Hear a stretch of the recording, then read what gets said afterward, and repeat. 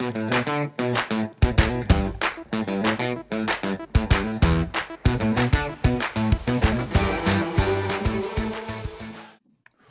going on, Marlboro Softball Nation? Welcome back to another episode of the Marlboro Softball Podcast.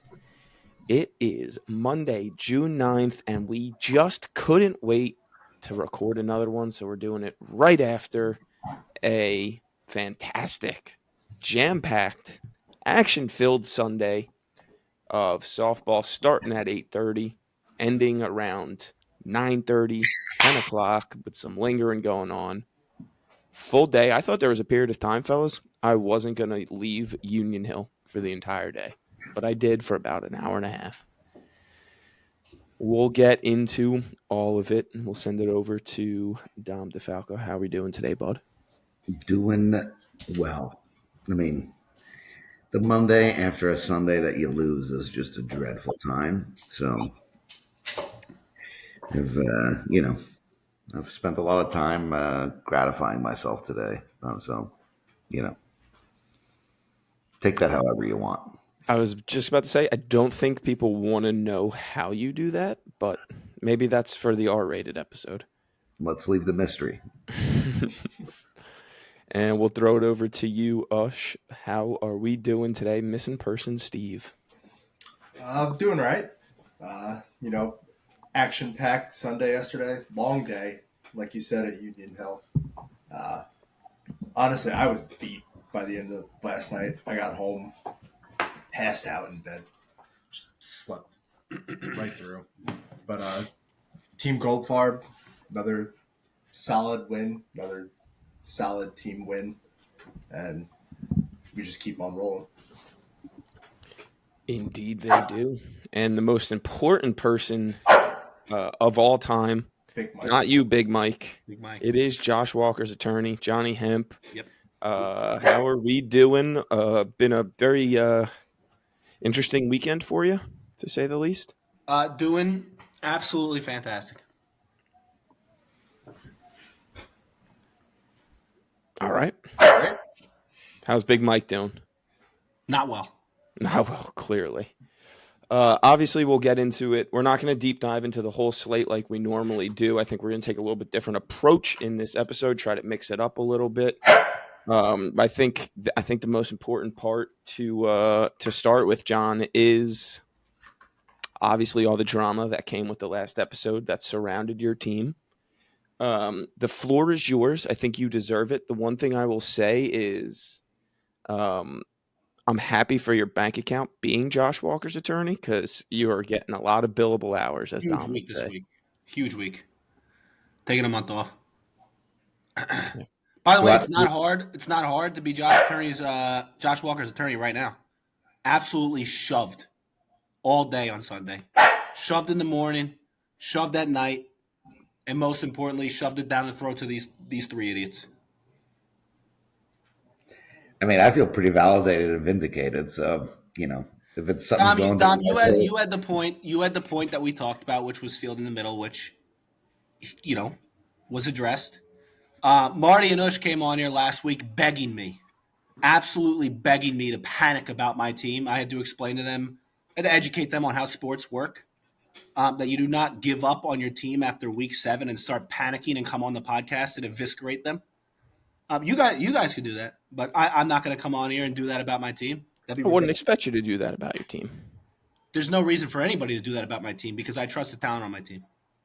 To be honest, we've gotten financial offers from like 3 other teams to drag them this week. So we're going to let them compete and bid, and maybe next week we'll do the same for someone else. I think that was our mistake, Tom, that we didn't request money to do it.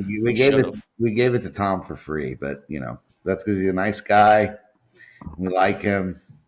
Like a lot of guys on the team. Yeah, like all good drug dealers, you give the first one away for free. To get the fiends to come back. That's right, baby. Supply and demand. Credit where credit's due to Team ProCare, who, after listening to themselves get ripped for an hour on this podcast, nutted up, played the best Sunday that they played, Out of the and two, looked out of the two that you guys have seen. and looked dominant in doing so. So credit to ProCare, back against the wall. You respond to the criticism, and you respond in a big way and on a national stage. One against a good team and one against a mid team. Mike, this is my time. Can you relax? What about you, Bush? Anything you want to say about Team ProCare and their performance this weekend? No, great job. I think they did great job, as I said again. Can't really say much. They, like you said, nutted up. They made us eat our words, I guess you could say. Keep it up. Keep rolling. For what it's worth, I did go up to Josh Walker last night. I told him, great job. I went up to the man who, we kind of ripped apart and at least showed good faith and said, good job. Good job. Good job. Marty and Doc, did you guys do that? I mean, Bush hates to see him succeed. Look how upset he is. I think it's wild to eviscerate somebody you don't know on the podcast and ignore them in person right after. I mean, define ignore. Not talk to them. It's a lot of people I ignore. I was going to say, did I ignore all? Are they all you because you hate them personally? The people you hate them Not necessarily. I don't think it's necessarily my place. I don't think it's necessarily my place as Josh Walker's about to play a game to go up to him and be like, "Hey, what about after blah the blah game? blah." He lingered for hours. Oh, after the game while I'm doing the other broadcast of the other game? So what? You ripped him for hours. I would say something. Credit to you, Ush. I don't think I owe him. I don't think I have to say anything to him. How did Ush find the time? Ush was on the broadcast, right? I had to go take a piss, and I wasn't going to go pee in the woods because I don't want to get in trouble. Ush, you made us all look bad. Well, I made myself look bad, and they made me. I was public enemy number one out of anybody else. I felt they turned you into a scapegoat. They were. Let's also not take too much credit here. Let's not act like our voices carry so much weight. This is a podcast of sub 500 hitters. I'm over 500 now. I would take a lot. Stats aren't updated. Hence why I'm a missing person. I'm absolutely dreadful at the plate. I'm probably the worst fourth-round pick that was drafted this year, offensively anyway. Defensively, I think I've played really well. I would agree. But offensively, absolutely abysmal, and I will be the first person to get out in front and hold myself accountable for that. You know what? You know how I feel. Hold accountable. Nice. You call out 80% of the league for accountability every week, so I'm glad it finally came around. I don't sit up on this high tower and try and perch myself up there thinking I'm better than anybody. I just pointed out some things that I wanted to see possibly get cleaned up. They're suggestions. You don't have to listen to me. From every team?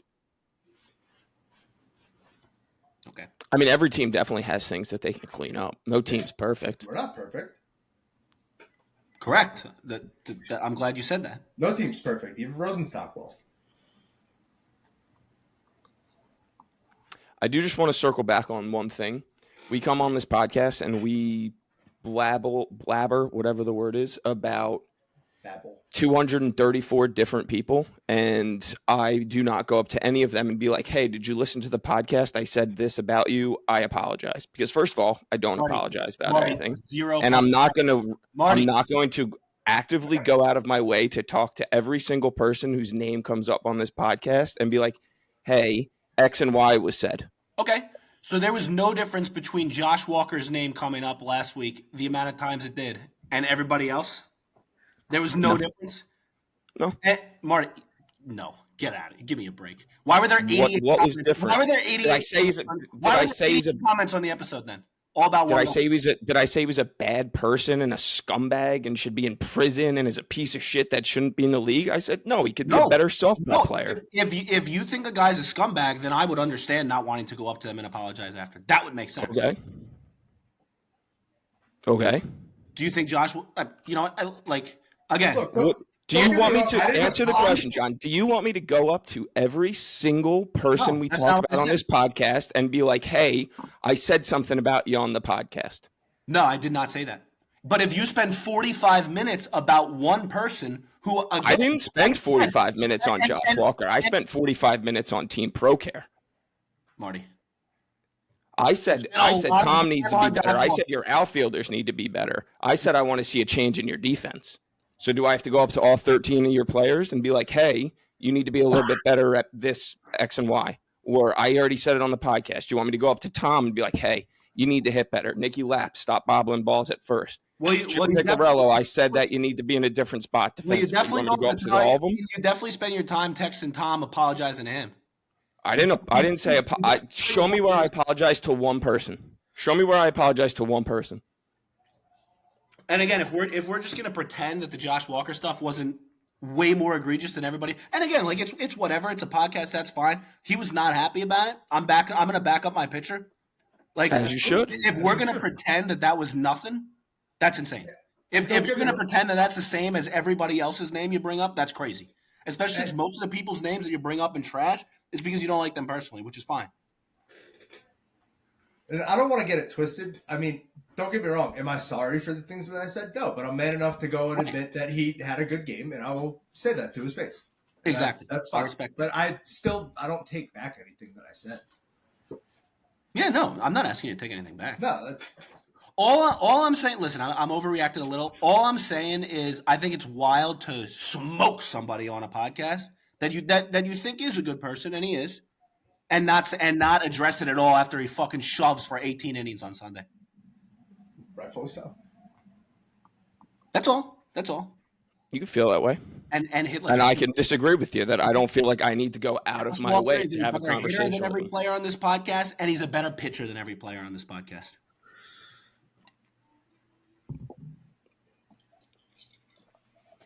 Sorry, guy. I won't stand for it. Sorry, guy. I feel like we found out our friend doesn't like to go down on his girlfriend, and his girlfriend's unhappy, and we let him know he's got to go down on her, put on the raincoat, get in the trenches. And now we've seen him a week later. His girlfriend looks happy. He looks happy. Everything's fixed. He's going down on her. You know, we don't have to go into the street and make a whole grandstand about it. But if you could look at last week's, dude, he played so much better. If he plays like that every week, you guys are a problem. That was let me ask you this: what did he do so much differently that he's done every other game? Is it just field the middle? Is it just field the middle?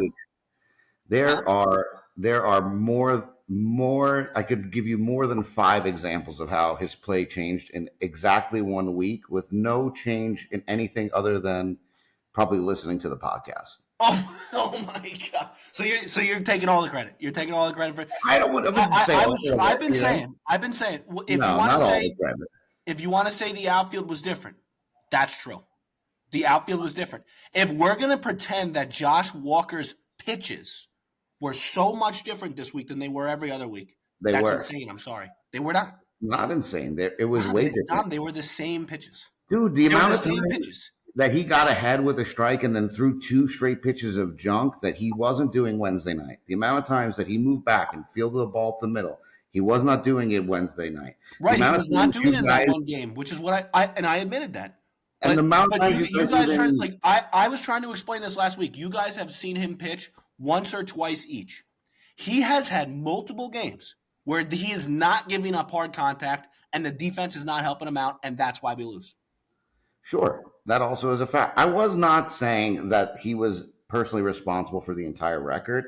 What I said was if he can change this one aspect about his game, where it's communicate better, move better, throw a little more junk, he would help offset all the other problems. That was always my point. Everybody needs to do something to help offset the issues. This is what he needs to do to help all the other guys around him. And he played better. He had a good game.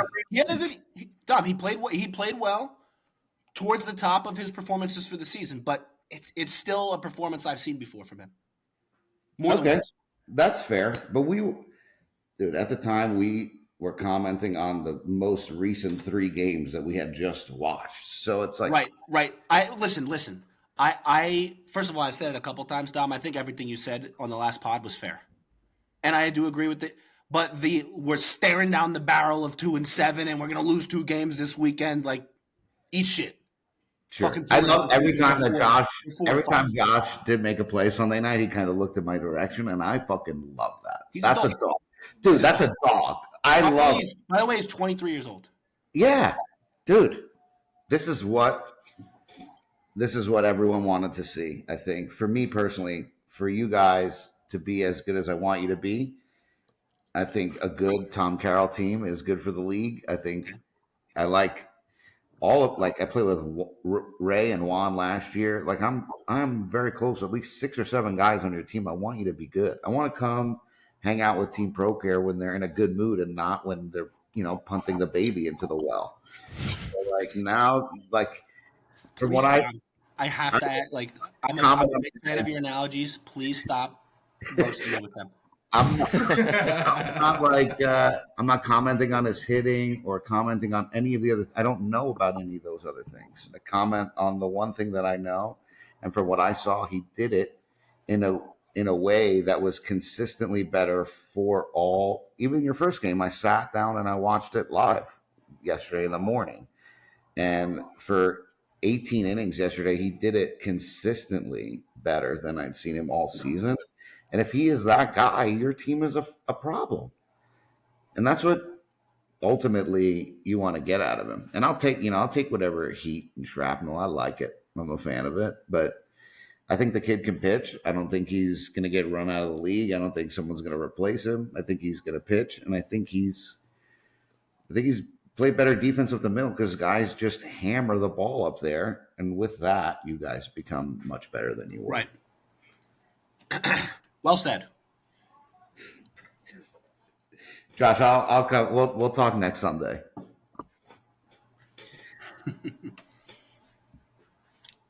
Anything else on the Team ProCare Revenged games? Way to answer the bell. Hopefully it continues. Otherwise, next week will be awkward. So that was like going to be the biggest things. Like, you guys are coming off this emotional 2-game win, right? Boys are fired up because the podcast just eviscerated them. I would like to see you guys ride the momentum you've just gained for the rest of the year, because come 3.5 months from now, when it's playoff time or a push at the end of the season, I can tell you this podcast ain't going to eviscerate you guys again to motivate you. So right. Well, you better find a way to not backtrack to the way you were playing the last couple of weeks. And this weekend is the start of your championship DVD. Right. Well, I agree. This weekend is I won't say this weekend is more important than last weekend. We had 2 games last weekend, and we kind of needed to prove something. But this week will be more telling than last week, I think. And we have a tough game versus Bomb and Blit. Versus Byko at Freehold. Pez on the hill. We know he'll be talking. Me and Pez have a very important deal agreement. By the way, I agreed that if he walks me, I will strike out looking in the next at bat. If he could hit the plate. That's the trick.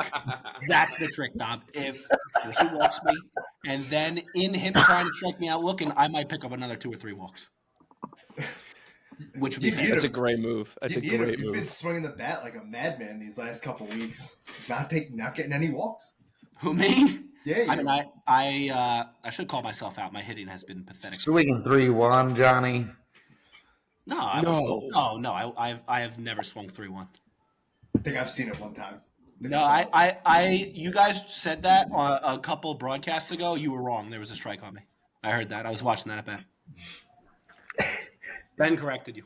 Guys, his attorney, Josh's attorney, is putting in the extra hours. He's watching all billable, dude. All billable. All billable. You've been hanging out with Franklin Rocket too much. We got to continue for another 2 minutes so I could round it up to another hour.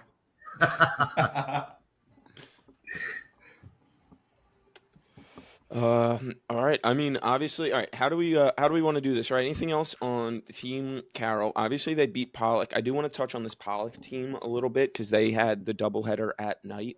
Let's just get right into the doubleheader at night then. Anything on Team ProCare, or shall we move on? Let's move on. Let's move on. Pollock, tough day for them with the doubleheader. Lost 13-7 to ProCare and then lose 15-8 to Conti.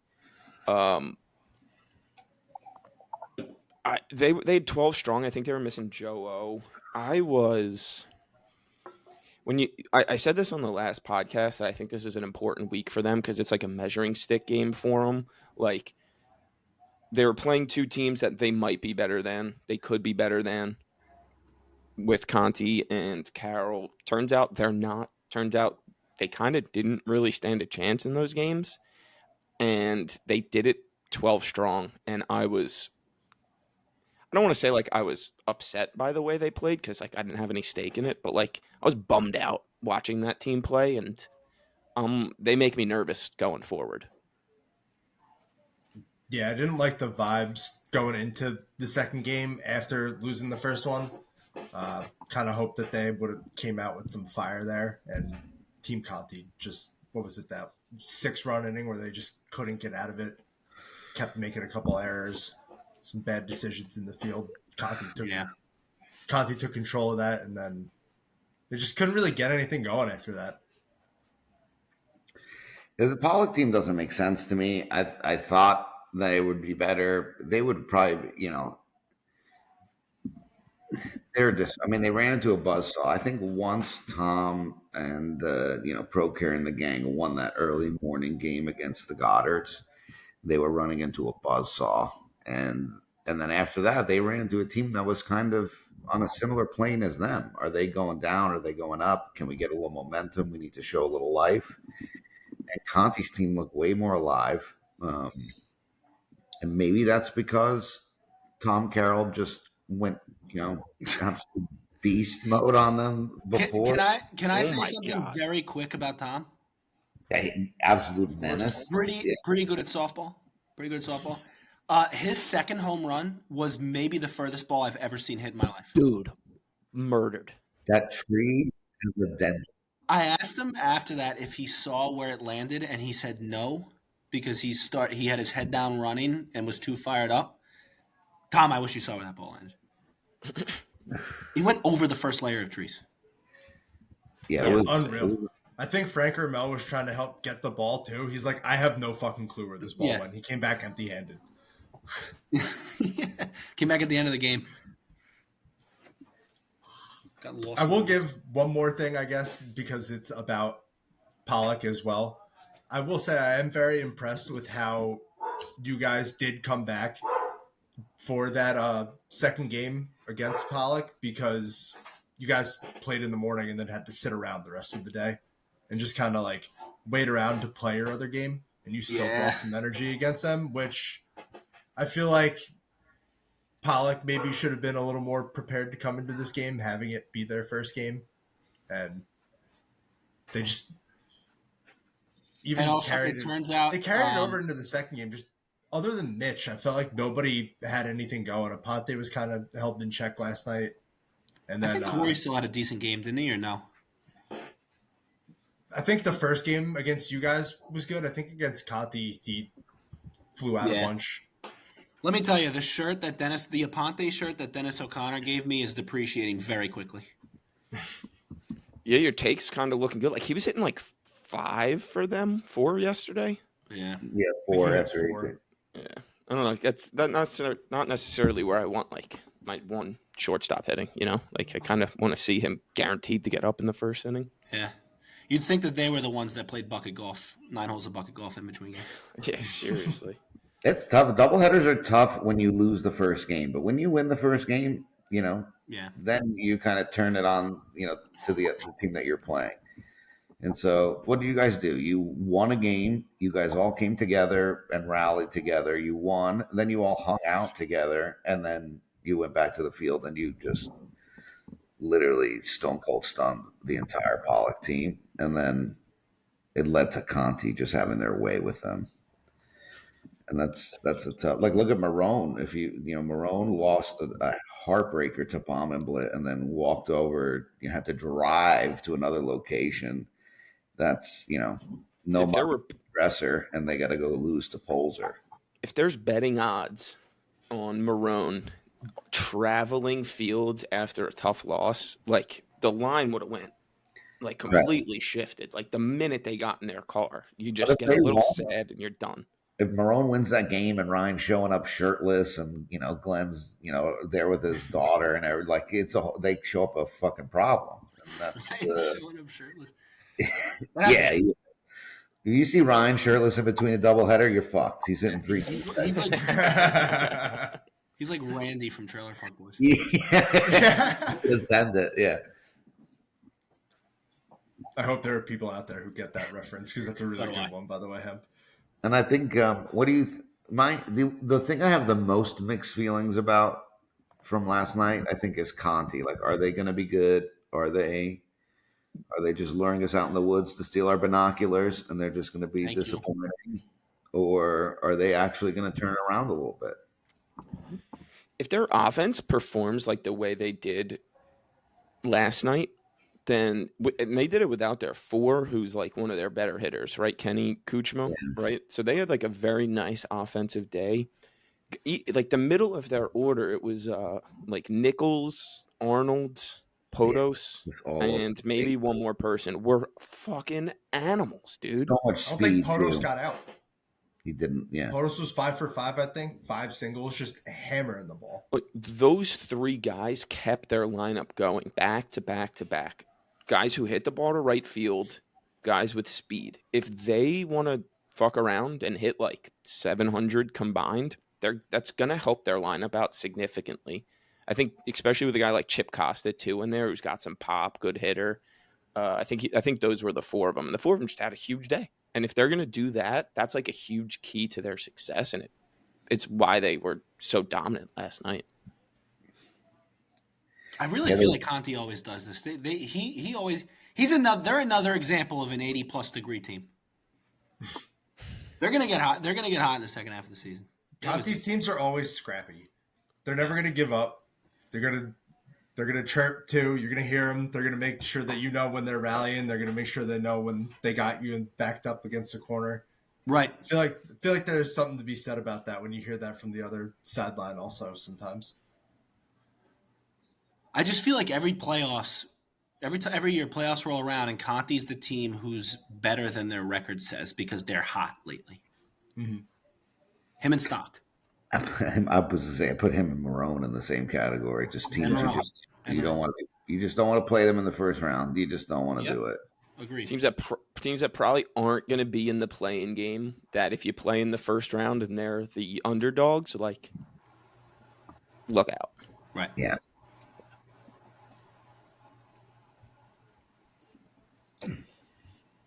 It was a very interesting day for the West Division, just all around, with Marone losing 2, Pollock losing 2, and then obviously ProCare winning 1. Seth lost, and you guys lost. So like kind of it's like a dogfight there in the middle of that West Division.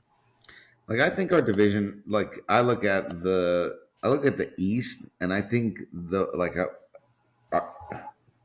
are they all bad? Are they all beating up on each other? I wonder the same thing about us. The Central just has a really good division. That's probably the best one, but I can't get a handle on between the West and the East which one is stronger than the other. I kind of go week after week. I keep going back and forth.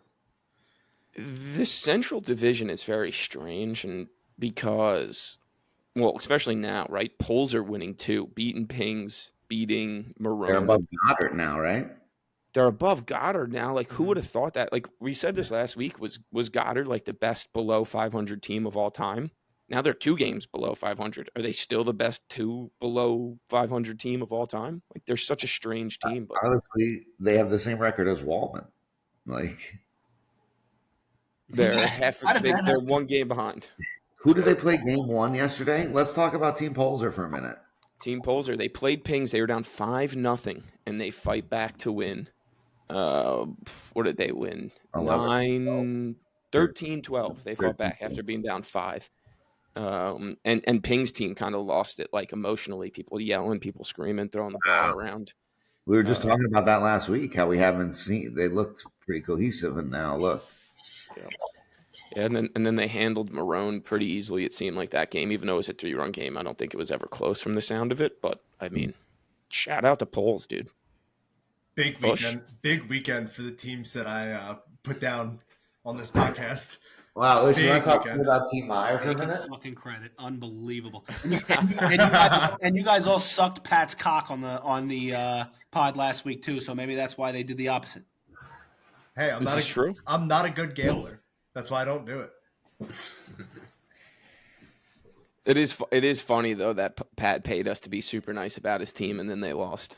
Can it just be that we all want everyone to succeed, but people need different types of motivation to succeed? You know? Nope, can't be that way. Sorry, Dom. I love throw me a the couple attempt bucks. though. I had to try. I really had to try. I recuse myself of talking about Team Meyer this week. Oh, fuck. Do you think like, I mean, these Polzer wins brings them back to 4-4 right now, sitting at 500. Still a tough division in which they're 1-4 again. So I don't think they're going to win this division. But do you think that Polzer is the type of team that's going to finish above 500? Fugazi or not? Fugazi or not? Yes. Are you giving them? I mean, can you call a team that's 4-4 Fugazi? Absolutely. I'm about to do it right now. Stay tuned.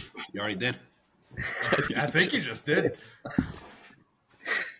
I guess I mean, you could, ignorantly or not. I think you could. I'm sticking to my take, so I'm not backing down from it. I'm still going to ride that take. They just proved me wrong this week. Good job.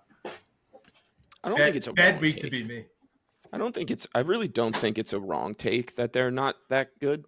It was just interesting for them to win the doubleheader they did and put themselves in like the same record with Wallman, half a game behind like ProCare, half a game behind Drzezinski, basically same record as Pings. So we're Half a game asking. behind Bama, but like that was a tier that they weren't a part of. Yeah. We're asking. Funny how quick that could happen when We're you're asking only a if third they of the way finish. into the season. Funny how quick that happens. All right, Hep, we got it. We understand. We will be right back after we yell about Team Carroll some more. Who does Polzer play on Sunday? Team Polzer. We're yelling about Tom Carroll still. They play Rosenstock on Union Hill Right at 11:30. It's a tough battle. Yeah, I mean, that is tough. I mean, we're asking, can this team finish 500? And that means that they need to finish 7-7 in these last 14 games. Could they do it? I say no, just because they have to play their whole division. They got to play Goddard again. They got to play Wallman. They got to play Byko. They got to play Goldfarb. They got to play LaRocca. They would have to go 3-2 in those games to probably get to 500. Mm-hmm. So I like the guys on this team, and I don't think they're an easy out, but I think they have a tough road to 500 now. But, that's they're giving up 10.8 runs a game, which isn't the worst, and they're scoring only 8.9, which is low. Got to try to get that number up to 10 somehow, and then just fight it out. Yeah, if your runs against are going to be over 10, you're going to have to score over 10, and then I think that's closer to a 500 team.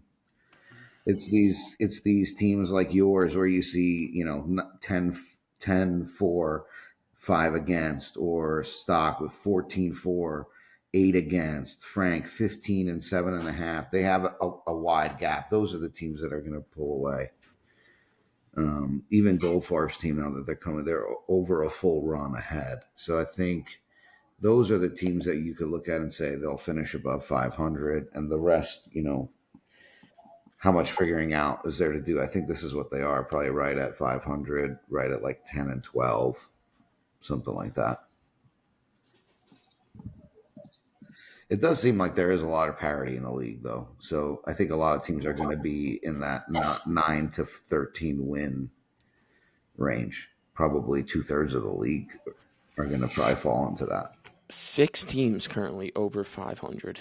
Two-thirds of the league 500 and below, which seems very low compared to years before at this point in the season.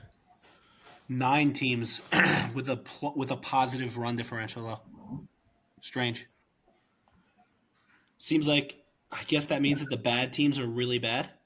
And the good teams are really good, and everyone else is pretty much even. Yeah. I think that's a fair assumption to how it kind of goes. I think aside from maybe 3 teams, every week you're gonna like go into it probably feeling like you have a shot to win it. And then there's probably 3, 4 teams where you're like, all right, we need to have our best game, and they need to, not have their best game to win. Kind of like Polzer this week against Rosenstock. Yes. Or on Wednesday night, you know, Marone versus Rosenstock too. And I think that game is interesting because I think Marone has a nice team for Union Hill. It might give them a little trouble, but I think, fields, matchups kind of neutralize anything. That game is an interesting one to watch on Union Hill, honestly. I'm interested to see, one, how they bounce back shortly on a 2-loss doubleheader weekend against, arguably the best team in the league right now, if not maybe, Frank's team. But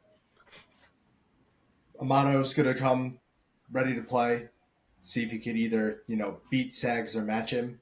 And then it's kind of up to the rest of the team Marone to, If you're Polzer, do you want to see a Rosenstock team that gets upset by a Marone team then 3 days later? No. Or would you rather see a Rosenstock team that wins by 12 3 days before? Which would you rather? It's a great question. I don't know, honestly. I think I'd rather Rosenstock win, like easily, because they can then maybe come into Sunday like a little egotistical, more egotistical than that group of people would. Mm-hmm. What do we think is better, Rosenstock or LaRocca? LaRocca. Yeah. At least lately. Well, they did give them their one loss also. If you're playing it by that, technically LaRocca's Right. the better team. But I think Rosenstock's team is better. So the reason, and I want to know your reason, Dom, after this. The reason I was thinking about this earlier today when we were talking about this. I think LaRocca, obviously you could look at the 1 loss versus 2 loss. LaRocca has the head-to-head versus Rosenstock. They've surpassed them in runs both through 8 games. They've surpassed them in runs 4, and they've given up less. And I thought coming into the year, LaRocca's roster was more complete top to bottom. So that's why I'm giving it to LaRocca. They're playing a tougher division as well. Why do you give it to Rosenstock? I give it to Rosenstock because when I watch them play, I just don't think you're going to get all-time bad games from Sags and Sean. They were like 1 for 8 or 1 for 7 and a walk combined. And that game was way closer than the score was. So watching that game thoroughly, I would put Rosenstock 1 and LaRocca 2. And then, probably you guys 3 and Goldfarb 4. And I know that's where I was last week. I think Rosenstock beat Wallman very, very easily. LaRocca beat Klaczynski very easily, but I think Wallman's a better team, so I think I rate that win a little bit higher. But you're not wrong. You're not wrong. You can't go wrong 1 or 2 or 2 or 1. I don't think. I think they're for sure one of the top 2 teams are definitely them. What's up, John? Dom, that analysis is a lot more thorough than mine, but I was just going to say Stock played multiple games on Union Hill. Am I frozen right now? But we can hear you, so you're good. Yeah, they played multiple games. I'm about to get kicked out on Union Hill. When they were undefeated, and now they've not been on Union Hill for a couple games in a row. And I'm going to leave and come back. Yeah, it's fair. So it's like Frank, because I'm looking at it, right? So Frank's played 2 games at Union Hill, 1 at East Francis. And Rosenstock's played 3 games not on those fields. So when you think about what type of team Frank has, I think if you put him on that Union Hill schedule with the way his team hits with Carl and O'Connor and Jay-Z, that maybe one of those wins goes a different way and the records look different. I think that's a fair point from Hemp.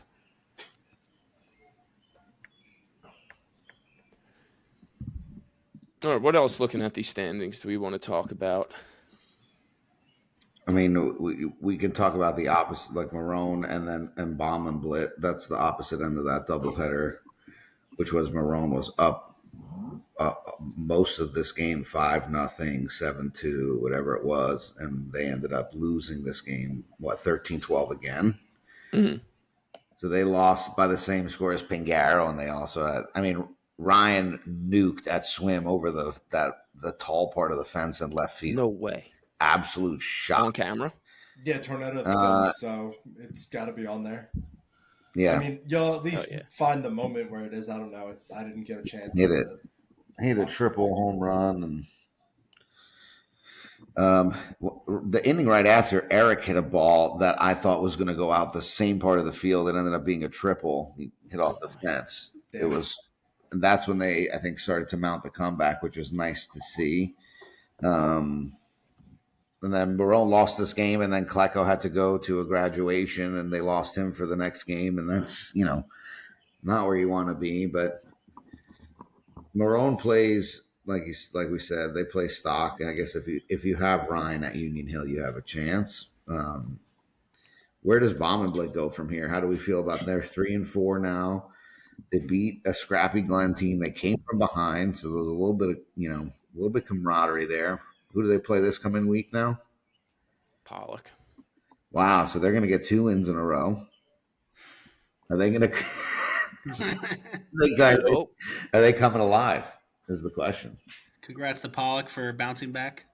Oh no, like the Bomb and Blitz team, and I feel like Eric's teams always do this. Like they were 0-2, and then they were 2-2, and then they were 2-4. So now they're 3-4. So of course they're just going to be 4-4. Like they're just always going to be around 500.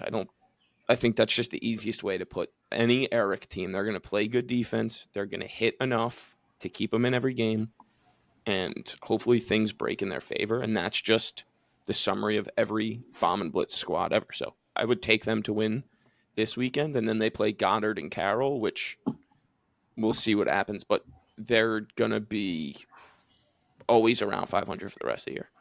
I know we want to move on, but one more team. What do you guys make of Team Goddard? I know a lot of guys really like this team, and I think it's definitely good. +1 run differential. They're 3-5. It's definitely not a bad team. They have a very good roster. This is the next team on our list to basically shell apart for 40 minutes. I think if there's another team that's coming close, it's this one, which is a team that has potential far greater than what they're exhibiting. Right. There's a lot of other teams at the bottom that I think maybe that's just what they are, but I don't know if this team should be. I mean, what John? You played them on Sunday morning. What was your vibe out of them? I guess it was just there wasn't a lot of timely hitting. I don't know. Like that. That's why I asked. Like it's just so weird. And then I look at like they're 3-5. I expect to look at a worse run differential. It's +1. They have maybe the best hitter in the league in Nick Toronto. There's not that another narrative that's sort of developing is that their bottom is not that good, which I don't know how true that is. I mean, Jake Heitzner, by the way, 2 homers. 2 homers, yeah. One of them was Spitaletto's has been having a good year. Sarcona, I don't know how they were, but that's how you beat this team. You got to get the bottom out. I mean, they hit the shit out of the ball against us. I mean, yeah, they're not. I really don't know what to make of them, to be honest. I mean, I feel like it's just kind of depends on how they wake up that morning, and they just kind of like go with that the rest of the season. You're either gonna, catch them on a bad day for you where they hit the shit out of the ball and they play really good, or they're just kind of gonna give something where they don't really get timely hits. They rely on some homers, and they only put up 6 runs. It's strange too when you look at them like, and the stats on the website are not including this most recent week, so this is a week behind. But they lead the league in doubles by far, by 9. They lead the league in walks. They're top 5 in average, OBP, slugging, OPS. Like they're doing it. So it's They're defense. a top offense. I guess so. I guess it is the defense, Should and that's kind Heitzner of some of the criticism that was given at to him beginning of the year. would you put Heitzner in left, John? Who's there now? Will Perez, Will right? Perez. Yeah. Listen, I don't know Will Perez that well, but Heitzner in the morning, hell of an outfielder, as opposed to at night. I would put Heitzner in left. I think they're benching him right now, aren't they, Dom? Heights? I think he's on the bench. But he's right field. Or he's right? in right field. I'm Yeah, sorry. he's I'm in sorry. right field. Yeah, you're right. You're right. What I saw a lot, and not against us specifically, but the other games that we watched was that that hole between the shortstop and third base. What's that? Which hole is that one? 5-6. Is that where did you abuse him there? Us? No, I think we hit a lot up the middle because why? If they were getting are you saying they were getting abused in the 5-6 hole? Because that would make a lot of sense. Because Yeah. Gabolka was shaded very heavily into the 5-6 hole, and Okay. us in our dugout the entire day we're saying the middle's wide open. Everybody shoot middle. Got you. Yeah, that makes a lot of sense. So that explains that. I don't know. You'd think this team finishes over 500. I think so, I think so, but I mean, maybe their division is tough, and now they're going through our division, and then they kind of maybe get a little break at the other. But I think it looks like right around 500. This seems like this is the Goddard way. Like, I'll tell you, in a 22-game season, a lot of teams are going to have slides where they kind of go down a shitty stretch and people are wondering, is this a shitty team? The attitudes are very important. Yeah, what did you get out of them? That's really my question, probably foremost. Like, this is kind of a tough stretch for them because, they had those 3 Union Hill games to start the season. And now they're on, they have one more game at Swim this week.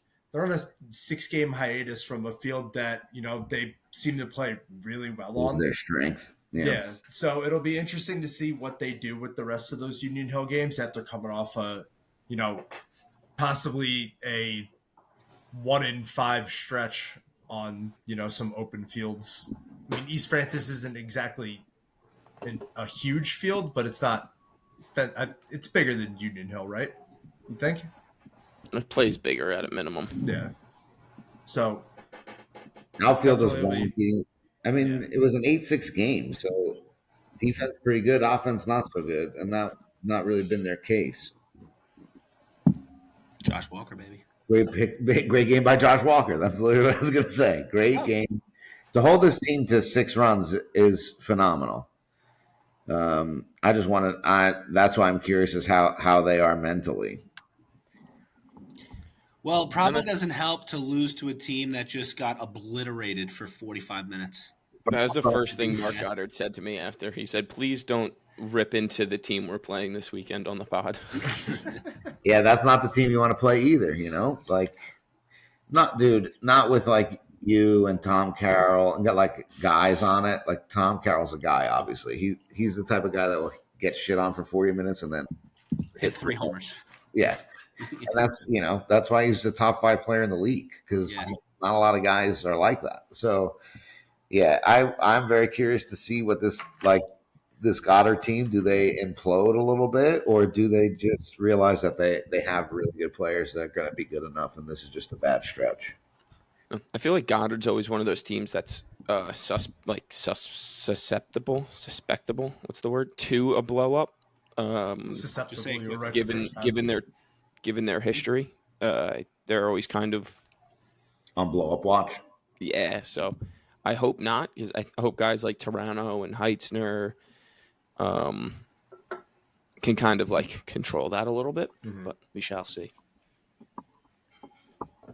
What team currently, and we can wrap up the standing talk after this if we want. What team that's currently 500 or below is a lock to finish above 500 come the end of the year? Dom, I'm assuming you're going to pick yourself. Don't pick yourself. Don't be lame. That's lame. I think Meyer will finish over 500, I think so too. I and I'm mean, gonna do a bold one as well. I'm gonna go with Bombenblit. interesting. Interesting. I was kind of looking at them myself, Hemp, but that's also because I've been high on them all season. I feel like each week they're just missing somebody and they just never have their complete team. But I think I'm I'm gonna gonna take. go ahead, Dom. No, you go. No, I you think go. I'm gonna go with this Goddard team. Honestly, after we just said all that about them, I think they'll find a way to scratch and claw and get over 500. Who you taking, Dom? I mean, that's a good answer, Ush. I think you're so tough. I think the layup answer is bomb and blit. Um, but I will take ProCare. Oh, Look at you guys. Look at you guys just let's go. being friends. My lashing out worked. I mean, if you tell me I was that, gonna troll and take ProCare immediately. It almost came out of my mouth the second Marty said it, and I was just like, I can't do it. You're right. I'm just trying to no. stop and move on. If from you this. guys play like you guys played yesterday, the rest of the season, you'll finish above 500 for sure. Well, we need Piccarello to keep taking double espressos before every game, and we'll be fine. Oh my. Yeah. I mean, in I'll the clean morning, this it's up not here. a bad idea. At 6 He o'clock did at it at night, night. maybe He not did so it at much. night too. He did it at night too. I'll clean up here. I think I'm taking Wallman to finish 500. They're currently at 500. I'm sticking on this Wallman team until they prove me wrong. Which they're kind of starting, but we don't have to get into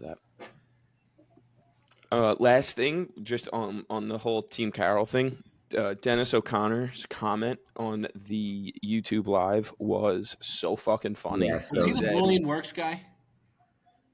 No, it was like something RR his initials, but he said something like watching Tom's team win 2 games today is proof that bullying works. That's I was right. cracking up. That's Yeah, what I mean, yeah.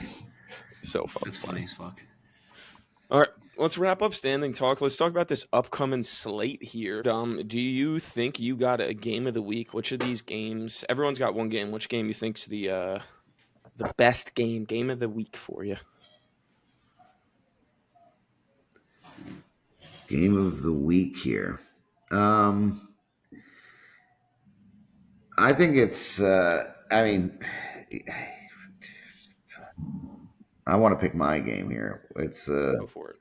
We have to play a really good team, and we better play them really well. And I'm not a huge fan of what happened in the game on Sunday, and I know a lot of the guys are not super happy about it either. But I would like to see us shake it off, realize that we're as good as the team that we're playing, and put together a quality win.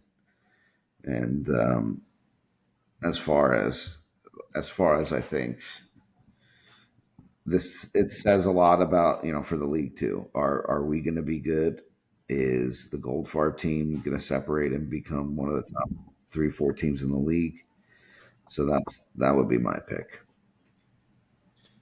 I would like to see you guys stop throwing the ball around so much. Cost yourself so many base runners. Right. One time, at least once, it didn't kill you last week, but a couple times it did kill you, and that's always the thing. Watching your team kind of frustrates me. Yeah, I agree. I'm with you. Yeah. What about you, Hemp? Game of the week this week? So, it depends on how you look at it. I mean, obviously, Pings versus Frank is just a fun matchup because of the relationship between those two. And the trade. Well, yeah, that one was going to be mine because of the trade as well. That So too. that I one didn't was even going to be do my that. game of the week, where you just bring all that together, finally have it meet on the field, then they're just going to go at it. Yeah. Watch how it goes. So, like, I don't even think the records and how good the team. Well, it definitely does matter, but matters less just because of the history there, I guess. But in terms of it being very meaningful for both teams, I'm gonna go with Seth versus Goddard. I Mhm. think, like Marty, we were talking before the pod about can't lose. I think it's like as close to a can't lose as you can get 8 games into the season For Goddard. for both of these For teams. both. Wow. Only because I I mean, agree. great on Sunday. And I know it's not if Seth loses this week, it's not the end of the world. But So you're calling it a can't lose, not a must win? you know what? It's a can't lose for Goddard and a must win for Seth. Ooh, I like I that. like that. Okay. Yeah.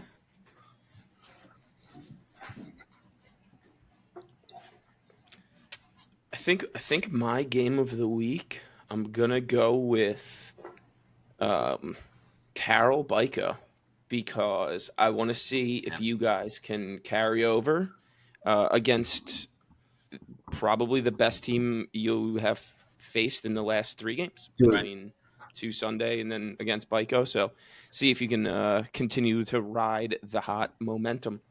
And for Bico's team, I think they're kind of interesting to me. They do a lot of the little things right, and Yeah.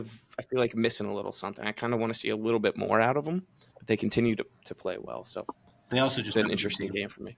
And it would be very Yeah. embarrassing if we just came out and lost this week after I lashed out. Pez, don't forget our agreement. I would like to do you a kindness, you and ProCare a kindness, and let you know that no one over the age of 70 should go to this game because they might get punched in the face. So please keep all your older fans away. So they don't Everyone get a, keep their dad away from the field. yeah, keep your dad away from the field this Sunday so they don't get accosted. So the other team's pitcher doesn't come storming at you. Yeah. You see any revenge games on this? I got one big revenge game on this list this week. Nick DeLuise versus Ben Kessler. Wow. That's Yes. a revenge game. Nick and Greg, I guess. Not necessarily. I think the revenge is that Nicky's unbelievable at softball this year, and he's not on Ben's team. Right. Andy versus Greg. The battle of aces, battle of non-pitchers. I mean, you guys are very good. So I guess from that one standpoint, this can be intriguing. But if Conti wins this game, this is things get really interesting for them too. I think this is the type of game like that Conti has the most to gain from this game because they're coming off a big Sunday night performance, beating a team that they think they should have beaten, and they did beat. And now, can they run that momentum against one of the better records in the league? A team that plays very good defense, can struggle to score consistently at times, but I think this is like a good. I don't want to say it's a measuring stick game because I don't think we're in distance to measure like record wise, but this is a good test for them. And I think they have the most to gain this week from playing. If you guys lose, do you stop? Go from feeling like Kirsten Dunst and Bring It On, and you feel more like Cinderella, and everything's turned into a pumpkin, or do you think it's just? I think it's more like how do we lose is the question. Is like you said, our biggest thing all year has been are we going to score enough runs? We finally put up a huge offensive day against a very pathetic team. But just like the confidence that we gain knowing we can do that is big. So if we show up and we score like 6 runs and we lose like 8-6 or like 7-5, I think that's like all I right. think That's what we thought we were. But if we lose maybe like 15-14, we're like, why'd we give up 15 runs? honestly, You know? I think what you did on Sunday you can replicate versus almost any team, but which is why I would like to see you guys do it more often. Same. Same. Yeah, it's not a hard take to agree with for you, but it was nice to see you guys score a ton of runs. I would like you guys to score more runs. That would be like you cement yourself as a top 3 team, and it's gonna be tough for you to beat LaRocca or Rosenstock 8-6. Not to say that you guys can't do it. You absolutely can. Right. But if you can score 12, you guys are a problem. I wonder where we play them. Any other games on this slate interest you guys for any other reasons while I look that up? Yeah, I have a. Oh my God, we play them both on Manalapan, and we're missing Andy Kessler. Wow. Or sorry, that's LaRocca. So we play LaRocca, Manalapan, back of a doubleheader without Andy, and we already played Rosenstock. Yeah, you play them without 3 guys, right? Yeah. I remember that. Yep. All right. No. Any other games on this that interest you guys? Yes, really quick, bold, very bold here. Goes against everything we said. 8:45 on Wednesday night. Marone versus Stock. I'm not saying Marone's going to win. I'm just saying I'm taking their money line. Take the 3.5. because of the good odds. I'm taking the money line. What's the other Wednesday game? Us versus Lombardi. Yeah. Who is it? Us versus Lombardi. Wow. Can we not broadcast that? So we got to play you guys after you just run an entire train on that team. Even though I'm autistic, I do not want to be a part of this train. This is not what I had in mind. Now that I finally played Lombardi, and I was biting my tongue last week on the podcast for bulletin board material. That team is horrible, and they're not going to win a game for the rest of the year. And if I was a betting man, I think I'd put money on that. They had everyone too, right? Versus you guys. Yeah, I think so. They're going to be missing some guys against us. No, they're missing Billy Loesch. Sorry. Okay. Yeah, they're going to be missing. He wouldn't help. Billy Loesch. I think they're missing Grenice. And then I forget the one other person they're missing, but they're still going to have. Go apologize to him on the field, Marty. They're going to have Eddie, Ramon, and Noel getting multiple at bats, I believe. So, still 3 tough outs. Yeah, but you have a whole team of tough outs. Except for me. The other team bats after me. Got to be one. Best swing is no swing, Ush. That's what they tell me. I tried to walk Papa D dealing. He just kept dotting strikes. I know. I saw that laser beam. I saw that laser beam the other day. Those knuckles were beautifully lined up. Pelosi all over your band. I got more hits than Pez. Right? Which one of these games is the biggest snooze fest? Is it Marone Lombardi? Is it Bommenblit Pollock? Or is it Wallman Klaczynski? Here you go. I think it's. Let's put it in 3 buckets. I was waiting for Ush to say yes. Let's put it in 3 buckets. One of those is the snoozer of the week. One is the game that Red Zone forgets about, and the other is Gold Jacket, Green Jacket. Who gives a shit? That is Marone Lombardi is Gold Jacket, Green Jacket. Who gives a shit? Gold jacket, green jacket. Bommenblit and Pollock is the game that Red Zone forgets about. And I think Wallman Klaczynski is the most interesting of those 3. See, I think that the Wallman Klaczynski game is going to be the one that Red Zone forgets about because it's just going to be a route. So it's going to get put on the back burner. I don't know, but Red Zone would cut to Chase hitting like a 2 RBI triple when it's 5-0. That's true. Like, what are they going to cut to in Pollock Bommenblit? Like Eric just fielding a ground ball and throwing it to first? A massive error that changes the game. Evan Rosenthal's flare single to right field, followed by a ground ball double play. AJ's giant dump truck. Pete Coco just absolutely wearing a ground ball off the chest. Way to Oh stay in man, front of that, though. That was a crazy hop that he just took straight off the chest. yeah. Kudos, because fuck that. Listen, find the good hop. Hit the ball to the bad ops. That was Joel. I think that was Joel Potos too, who was just scorching. So Smoked Right? that. smoked it right at him. Hit the ball to the bad ops.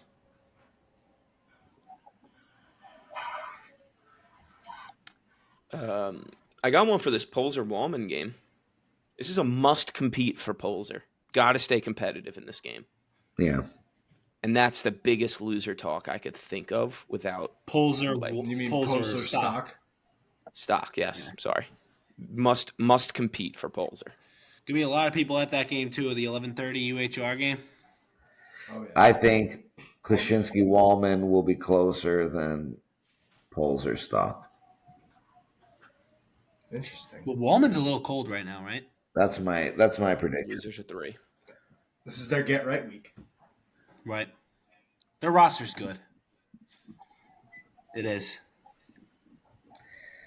And you I know, know Tom. still though, Dom, you've been kind of lukewarm on is Wallman Junior all year. back or still not yet? When is he supposed to? Junior's back. Oh. Oh, little insider info. If you're Wallman, just looking at them, right? They've lost to Goddard, Pings, Rosenstock, right? 3 competitive teams. They play Klashinsky and then they play Marone. I think those are both like Winnable. must wins, must womp if we're being honest. Like I would like to see them dominate both of those games. And then they play Seth, Kessler, which will be a little bit more competitive than I would hope the other 2 are. So like if I'm Wallman sitting at 4-4 losers at 3 straight, I want to be playing Seth with a 6-4 record, feeling good about myself. Yes. Yes. Yes. I agree. I agree with that statement. I do. And I don't think, I don't think Klashinsky's team is that good. I just think that Hot take. I think the gap is closer between these two teams. I just don't know. I am lukewarm on Wallman's team, and I don't see that really changing until they get to Seth and you guys. So they just have to not lose these next 2 weeks, and that's sometimes a scary place to be. Like Klashinsky's team is going to pop up with 14 or 16 runs one of these weeks. It's just slow pitch softball. They're going to do that probably 1/5 of the time. You got to just pray to God it's not versus your team that they're not all on. But what if they are? Can Wallman beat this team? I'm interested to see. I do think Wallman is the better team, but they can run into one by accident. And then, like you said, their next 2 out of 3 is versus you guys and Seth, 2 very good teams. So, Yeah. I mean, Chase is on this team. I want this team to have way more juice than it does. That's kind of how I Klashinsky feel. has scored over 10 runs twice this season. 1/5 of the time, baby. 1/4 of the time. They're due again.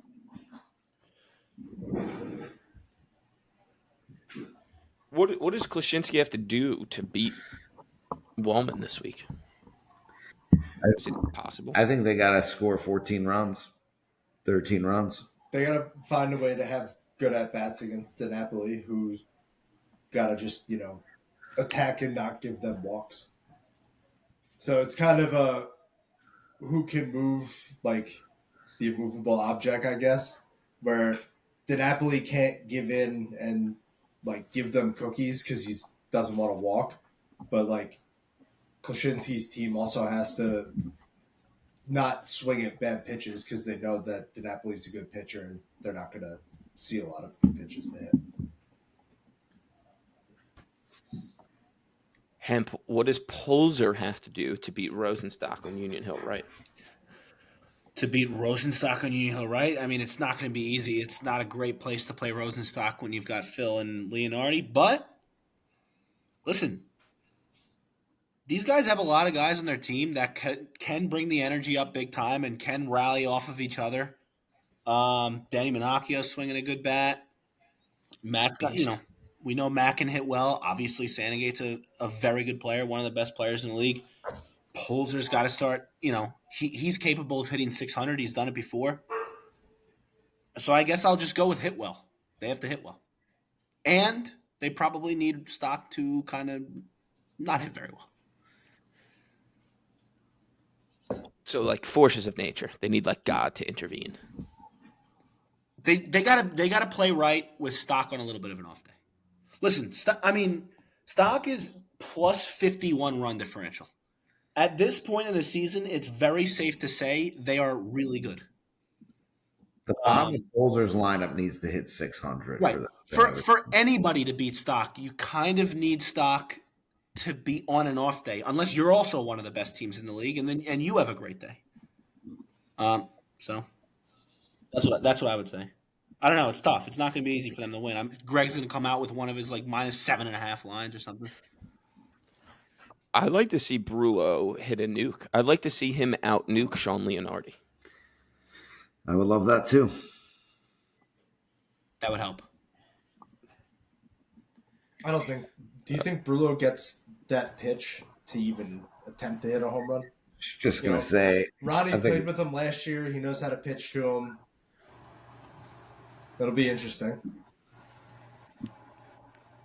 I think Brulo is one of those wild cards where it doesn't matter what pitch you throw him. He could roll it over or he could boom it. Don't matter where it is, how fast, how high, how flat. Wild card. Yeah. Yeah. Dom, what does Pingaro have to do to beat La Rocca on East Francis at 8:30? Bring the fucking juice. The gabagool. Yeah, they need all the GABA in this ghoul. They need all the nitrates. Yeah, they do. What they need to do is be really patient against Frank. Hope that he has a game where he regresses, maybe a little recidivism out of Frank, and he kind of has a game where he loses the plate and walks a bunch of people. And they're very smart, play very good defense, and Ed pitches a really great game. They can maybe win like 9-7, something in that ballpark. But I think they need to have. I think Ed needs to pitch incredible, and they need Frank to pitch poorly. Like I think that's. I think Ed can have. I think Ed can have his best game, and they can still lose to this team. That's how good this team is. Right. So they need to not only have their best game, but then they need a little help. Dom, I played for Pat my rookie season, and obviously he takes every game seriously, but every once in a while he treats a game like it's the World Series, and the team responds. And I feel like he may do that this week. I'm not sure. When we played Frank our rookie year, Frank was in a similar spot. My rookie year, man. Frank was in a similar spot where they were obviously the best team in the league. Early in the season, they ended up winning the championship that year. Our team was not off to a great start, and we lost by 1, but which was still better than was expected. Yeah. I don't know. You never know. You never know with this matchup, Frank versus Pat. Yeah, I mean they're going to need all. That's it's emotion versus better talent. So you're going to need a lot of emotion. You need that emotion to kind of win the day, and you need the emotion to kind of take away some talent from that other side. They're gonna need to bring the energy that they brought against Kessler on Sunday night, and right. I think that's gonna be very big for them. It's in there. The energy's in there. It's always in there. I mean, you're playing against the best shortstop in the league, so bring a shovel. Good luck. All right. Anything else on the previews? I think we covered all the games. Yeah, I think so. Even the Wednesday nights. Is there no Sunday night game? I'm guessing, right? I do not. It's Father's Day. Oh, happy Father's Day to everybody out there. Happy early Father's Day. Happy Father's Day. Dom, I know that you don't know if you're a dad or not. So if you are somehow or somewhere, happy Father's Day. Something had to sneak through here or there. Happy potential Father's Day, Dad. And listen, to the woman that I got pregnant, if you're listening, and I know that you are, I understand you not giving me a call and letting me know it's better off that way. I respect your decision. A special shout out to a Father's Day shout out to Brian Frank, my adopted father. Sure. I'm trying to get some height through osmosis. It's not been working. I thought if he adopted me, I'd grow a little bit. It hasn't worked. Are you going to start whining as well?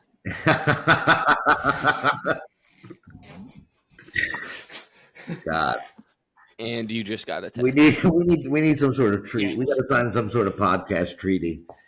Yeah. I've tried signing a treaty with Brian Frank. I break it once a week, so I just You're like stopped fucking signing. Napoleon, all right? Just a fucking menace. Anything else we want to talk about? Do we want to maybe run through some like potential Gold Glove shout outs? Dom, do you want to talk about maybe Cy Young candidates? Do you got a run? How are we feeling? I feel pretty. I could probably do a quick Cy Young deal and then be on my way. Let's hear it. That is so. All right. You want let's do top 5 Cy Young right now as of week. What are we in week 9? Week 10 now. Go to week 8. Yeah, but some teams have 9 games under their belt. That's not how we. That's just because of Wednesdays. It's 22 games in a 20-week season. So which week is it? You know, And we're entering the second third of the season. I think that's the easy way to say it. Or the second third. the first half of the second third of the season. Correct. Nice. The bottom fourth of the second half of the first third. So this list. I mean, I'm happy to debate with anyone. I like a good debate. I factored in a bunch of different things. First and foremost, your runs against, team, win loss, and then how you're playing defense. That's one of the fun things about you guys inviting me on the podcast and doing the broadcast is that I'm watching a lot more of the league, which is good as a pitcher. It's good to know these people and get to know these people, but I like to watch the game from a pitcher's perspective. Do you want me to start with number 5? Do you want me to start with number? Give me 5. You want 5 first? Mm-hmm. Well, and then 3, and then 2, and then 4, and then 1. Number 5 on this list before the absolute beating he took for 18 innings straight was AJ. And that, did you say ew? It's Big Mike. Hemp was just showing Big Mike. I'm gonna leave the 5th. I'm gonna leave spot number 5 vacant right now. But it was AJ. It was AJ, but he's knocked himself out. I'm also not going to put anyone that jumps when they throw this ball underhand on this list because that is not a legal pitch in softball. You're just opening yourself up to a massive lawsuit. You know what? I'm right back on the clock. Subpoena. Subpoena's got. I'll be waiting to be served. Okay. So number 4 on this list, I have Frank LaRocca. I think he is pitching the best that I've seen.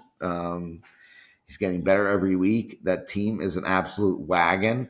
They have an incredible outfield. They have the best shortstop in the league. They're 6-2. They're plus 60 in run differential. They're only giving up 7.5 runs a game. I think how strong the rest of his team is does end up taking away from him a tiny bit. You can probably transplant a lot of. It's tough because he's the one that is responsible for drafting the team, so he in turn should get credit as well. But that's Captain Frank. Right. That's not pitcher. Exactly. Frank. So we say Hall of Fame captain, Hall of Fame pitcher, but we're not going to conflate the two. So I have him 4th on my list, but he's got a lot of upward mobility here, big time. Number 3 on my list. You know what I've seen real quick, just on Frank? I've seen a lot of like he's not walking too many people. He's getting the strikes and then he's messing around and then he can hone it back in. Like I feel like that's the big improvement I've seen from him. I haven't seen him pitch that much this year, but looking at the numbers and seeing him pitch like 2 or 3 games, that's the biggest thing I've realized is his junk is getting a little bit better and he's got the confidence to throw the strike. Yes. Yeah, he can get behind, and he's playing better defense. He's backing up heavy. He's getting his glove on balls. He's Right. Well, Dom, you know what else Frank knows other than every hitter? The umpires. He he knows when he can test the height. He was doing yes, that for us. and that's savvy. It is. I'll put that in the you know that's Coach Frank. That I'll save my criticism for Coach Frank on that one. But player Frank, I like that he takes advantage of those relationships. Right. Big fan. So that's my number 4. Number 3 I have here is this is tough. I'm gonna put Becker here at 3, even though I want to put Ronnie Carlin. But you know what? I am gonna put Ronnie here. I'm gonna put Ronnie at 3. I'm gonna do it. I know they're 7-1. They have 62 runs against. They're only giving up 7.8 runs a game. That's another team where I want to see them go through some of the better teams in the league and see what that runs against looks like. He's got a really great team behind him. He knows everyone in the league, throws a great ball. I'm going to put him 3 for now. Again, a lot of room to move up. I think this is kind of a runaway. So whoever I do, at this point in the season, so whoever's 2, 3, 4, they're very close. I'm just going to put Becker at 2 because they're 5-2. Their runs against coming down. I know he plays on this list, aside from the guy that's number 1, he plays the best defense out of the 3 of them. And I think as a pitcher in this league where so many guys like to go up the middle, I think that gets a weighted priority over some of the other things. I think like your record and the amount of runs you're giving up a game is a product of the team a lot as well. But the amount of outs that he makes up the middle, I think gives him the little bit slight advantage over Ronnie and Frank. And then number 1 is Real quick on Ronnie, because like you said, you want to see them go through like some better teams, yeah. some higher scoring teams. They have a streak coming up at the end of June. They play Byko, Goddard, Goldfarb, and that Goddard Goldfarb's a doubleheader day. They play at Muni, so that is going to be a very tough test. And then they play Klashinsky, and then they play Drzezinski. So 4 out of their 5 games there are against like high power teams, I'd call them. So that's where you really look to see those numbers kind of come back to earth, air quotes for the listeners, if you will. Yes, I'm with you. And they're scoring. That's again with Frank. Like they're scoring 15 runs a game. These teams. It's way easier as a pitcher when you're ahead by 9 runs to throw to these guys in the league. So I want to see them play some closer games. I want to see them play the other top teams in the league, and then I want to see, where they're at. And I think all 3 of these guys on the list are just trying to figure out who could hold this guy's jockstrap, and that's Andy Kessler, who is The cat, baby. just fucking absolutely crushing it. 7-2, 48 runs against, which is only 5.3 a game. The run differential is 41, which is crazy because you guys are scoring under 10 runs a game. So to have a 41 run differential is also a little bit insane. But he feels the middle. Your defense is incredible. Your team is very good. But Andy fields the middle. He pitches a great ball. He's really it's hard when a guy is giving up half the amount of runs as the rest of the league, no matter how good his defense is, no matter how good the players are around him, to not say that guy is in the lead. It's just making my job easy. So yes, I think Andy's number 1. Then I have Becker 2. I have the commissioner number 3, and then I have Frank LaRocca 4. Can you believe Ben benched that guy last season? Comeback player of the year. Come back from his son hating He him. can come back player of the year. He's coming back from his son hating him. Is that what you said? That's He incorrect. had Tommy John. Last year. He was out. But he was playing third base.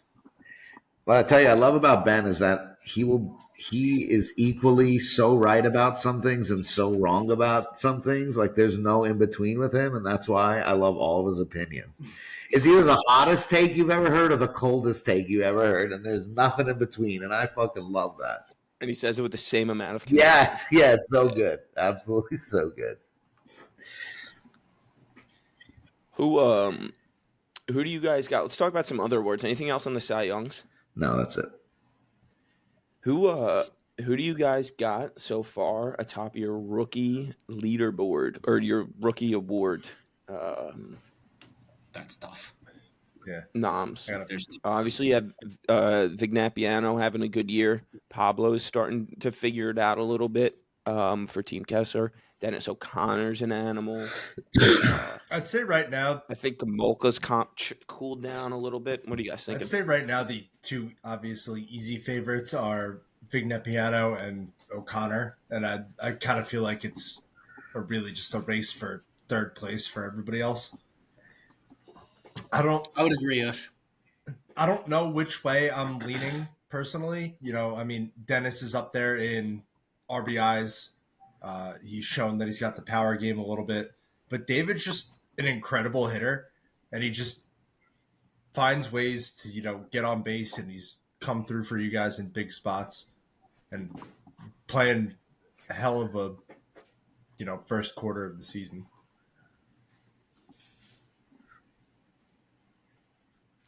I think it's David because I think he's more valuable to your team.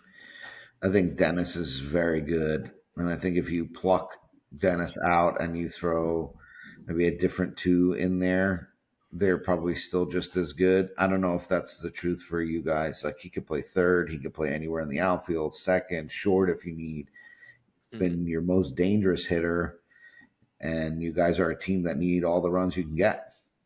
So I think from a value standpoint, he's probably it's rookie of the year, not most valuable rookie. Mm-hmm.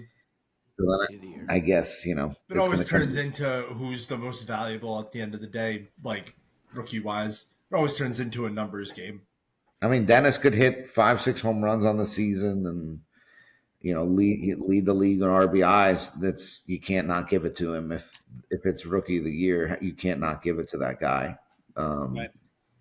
So I also think it helps like what you do in the primetime games where all the voters are watching too. Yeah. That goes into the voting for sure. Absolutely. Which he already has won. Right. Because all these awards are just whoever's voting, the 3 or 4 games that they watched of you.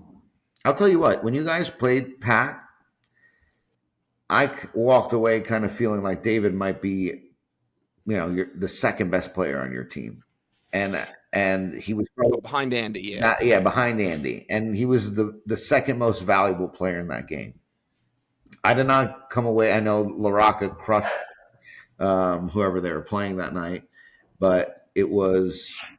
I did not walk away feeling, oh, Dennis O'Connor is the best player on this team or the most valuable player. So I think from that kind of standpoint, I give the edge to David a tiny bit. And I think unless Dennis O'Connor is going to have a very gaudy end of the season stat line, and if he does, he'll win it. And if he doesn't, I think it'll be David. If I had to pick between the two, I'd probably also pick David. For what it's worth. I think you know what, Dennis? You can't ratio us here on the podcast. You can only do it in the comments. We'll find a way. I think Marty will butt dial him. Dennis is taller and better looking, so he'll probably win the award. That's probably how it's going to go. It's a great point. It's true. And Dennis wears a hat. Hey, did I miss an inside thing about this hat? Nah. John just thinks we all look like he's women. just a purist. Okay. Fairies was a good word last week. I would have used a different F word, but fairies is a good one. Females. Is that what you're going for? Females, of course. I'm also going David only because I picked him before the season. I'm just going to keep riding. Fair enough. You'd look great in a head tie, by the way, Hemp.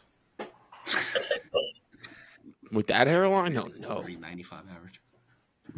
What about MVP? Who's your early running for MVP right now? I know you don't have the updated numbers, but anyone sticking out to you so far? The best shortstop in the league, probably. Cole Fluta. No, the other one. Martino? Yeah. What's he hitting? For this week, he's hitting 520. He's kind of down there in OPS. I don't know. I don't think anybody's really sticking out to me so far for MVP. I've got one guy. I think that it's kind of interesting that way. Go for it, him. It's all hitting, but listen, I'm a big proponent of, not proponent, I'm taking a motto, and it's because if he comes even remotely close and his competition is the guy who won last year and the guy who won the year before and the guy who won the year before that, they'll give it to him. Because that's what we do in this league. We take turns on winning the awards, which is why Fluta is my pick for Gold Glove, because it's his turn. Well, and he's the best. He's always been Second best. very, very, very good. I kind of have a crazy one looking at the numbers, and I watched this person's team, and I know he had another good week. Eric Becker is absolutely in the conversation so far for MVP. Before this week, 3 homers, 1682 OPS, 625 batting average, and he's shoving on one of the best teams. Right. Like, he's the biggest hitter on one of the best teams, playing the most important position, doing it very well. That's not a flashy name. It's not a sexy answer, but it might be the right answer. Might be the right answer. You're not wrong. But I will say that if Andy pitches to a sub-5 runs against for the season, he should also be in the list. For MVP? He's going to hit like 240. Okay. They'll give him Cy Young. Good luck. Good luck winning when you're only, good luck losing when you're giving up less than 5 runs a game in slow pitch softball. Imagine 2 pitchers. Well, obviously one pitcher has to walk away with the Cy Young, but imagine another pitcher won the MVP. And they split it. One gets MVP, one gets Cy Young. I would love to see a guy that hits 10th in the batting order win MVP. It's 242 and wins MVP. Andy, I'll vote for you, bud. No, I think Becker. You know what else? It would also be funny. Like, we've got all these people lingering, like all the wives that don't really know the league, and it's like you got all these massive guys walking around. It's like, who's the MVP of the league? Oh, it's that guy. This old guy. It's Andy Kessler, that guy right over there, with the Miller Lite in his hand. Name me someone more deserving. Good luck finding 5. No, I think Becker's a good. I say Tino because I think they'll end up with the best record and the biggest differential there. So it's hard to not say that he won't be in the mix, but there's still plenty of time for someone else to emerge. Like, I tell you what, Tom Carroll plays the way he played last night for the rest of the season. He will be on that short list of people for sure. Just like that, he's one behind. He's one behind Toronto now. Just like that, 1 game. Yeah, he's a menace, dude. He's just Those ball went so fucking far. That one, the second ball, so far. It's still go. It's still rolling down that hill. There's no way it came down from that tree. It had to go down like 48 branches. Tom should be playing hardball somewhere, and instead he's playing a women's softball with us.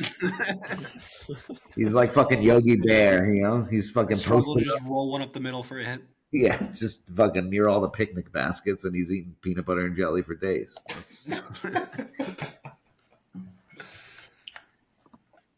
Someone that I'm just looking through the list of like league leaders right now. Someone that I think should be up there so far for most improved, Darren Harper, because I feel like he's been at like 540. I don't know what he did last week, but 544. Yes. Has some homers, has a triple. That's good to see him like kind of like coming into his own as everyone thought he could. Yes, Marty, but it's going to be really hard for him to win most improved if Corey Rosenthal. I don't know what his numbers will be after this week because they did have 2 games. 792 is absolutely stupid. Yeah. Yeah. Yeah. I mean, also maybe Nick DeLuise too. Got to give that Sad one day to him. for the league. And there's another ringtone. He is not winning that award. I don't think there's enough people that will vote for him. I know, but they usually nominate the guys who are lower for most improved, not the guys who are drafted in the first 3-4 rounds. They usually give it to that 5 through 8, 9 range.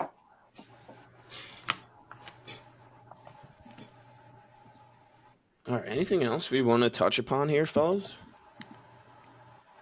I got a nice 2 hours build right there. Thank you, boys. It's an hour 40, Josh. Don't let him overbill you.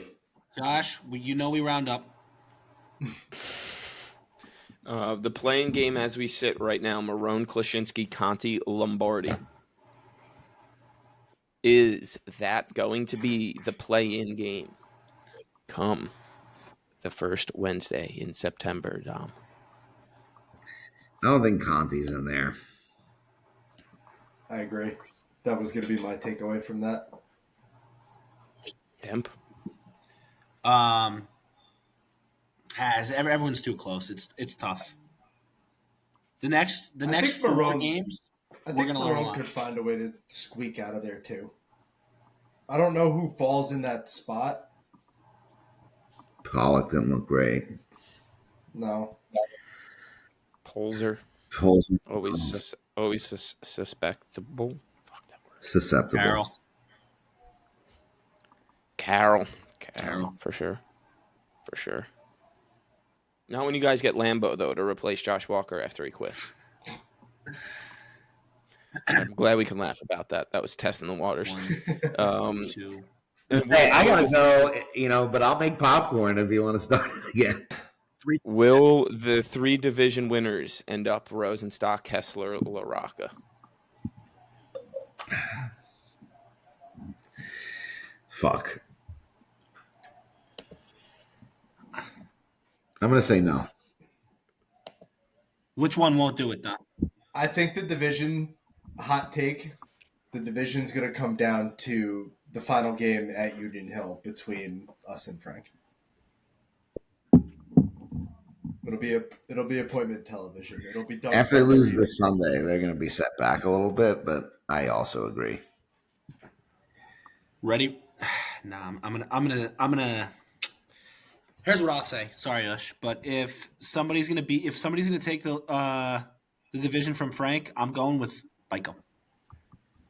Okay. Wow. No shot. Love that. No shot. I love that take. When do we play Bico again? I want to see that. No shot, dude. Their pitcher is going to attack a geriatric adult on the sidelines, and they're going to be stuck with no pitcher. No way.